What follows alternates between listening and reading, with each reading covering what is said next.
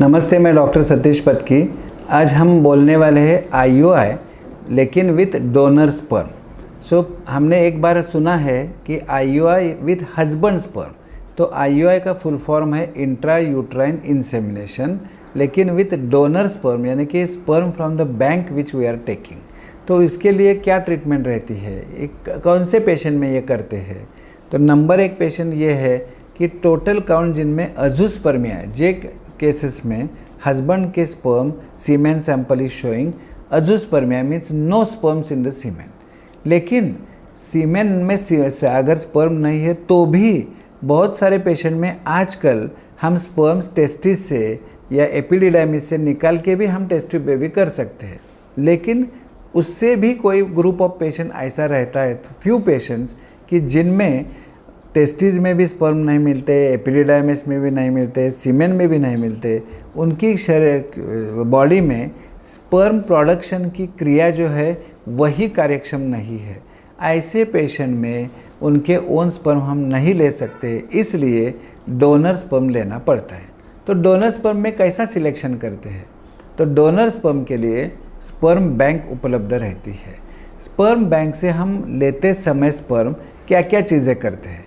पहली बात तो ये है कि सैंपल और हस्बैंड मैचिंग होना, यानी कि उसमें से जो बच्चा होने वाला है वो फैमिली को मैच होना चाहिए, अच्छा होना चाहिए। दूसरी बात, वो सैंपल में इन्फेक्शियस स्क्रीनिंग, कोई disease like HIV, Australia antigen, hepatitis C, बाकी कुछ उसमें डिसीज़ नहीं है ना, वो चेक करते हैं।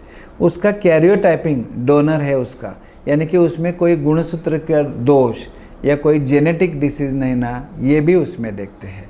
ये सभी देख के फिर हम सिलेक्शन डोनर का करते हैं। ब्लड ग्रुप डोनर का कैसा रहता है, उसके फिजिकल कैरेक्टर्स कैसे रहते हैं, ये सभी देख के फाइनल एक बार डोनर सिलेक्ट हो गया तो डोनर का फ्रेश सैंपल नहीं इस्तेमाल करते, वो फ्रोज़न सैंपल इस्तेमाल करते हैं। डोनर ने जो दिया हुआ सैंपल है उसके बाद HIV का विंडो पीरियड भी ख़त्म होने के बाद फिर एक बार HIV टेस्ट करके डोनर की वो पास हो गया तो फिर वो सैंपल हम इस्तेमाल कर सकते हैं। डोनर इंसेमिनेशन से ट्रीटमेंट की तो ऐसे पेशेंट में सक्सेस रेट बहुत अच्छा रहता है। रेगुलर आईयूआई का सक्सेस रेट कम रहता है, लेकिन डोनर का, क्योंकि हस्बैंड में वो प्रॉब्लम है वो हम करेक्ट कर रहे हैं, इसलिए वो टाइप ऑफ ट्रीटमेंट से सक्सेस रेट 70-80% तक रहता है। एक साइकिल में नहीं यश आ गया तो दूसरे साइकिल में, तीसरे साइकिल में generally if wife is normal, उनकी तबीयत ठीक है, उनके ट्यूब्स अच्छे हैं, उनका ओव्यूलेशन होता है, उनमें बाकी कुछ शारीरिक पीड़ा नहीं है, तो ऐसे पेशेंट में आईयूआई विद डोनर स्पर्म का सक्सेस अच्छा रहता है। दूसरा indication IUI with donor sperm का ये है, कभी कभी हस्बैंड में कोई डिसीजेस है, जेनेटिक डिसीजेस है, वो नेक्स्ट जनरेशन में कैरी होने की संभावना रहती है।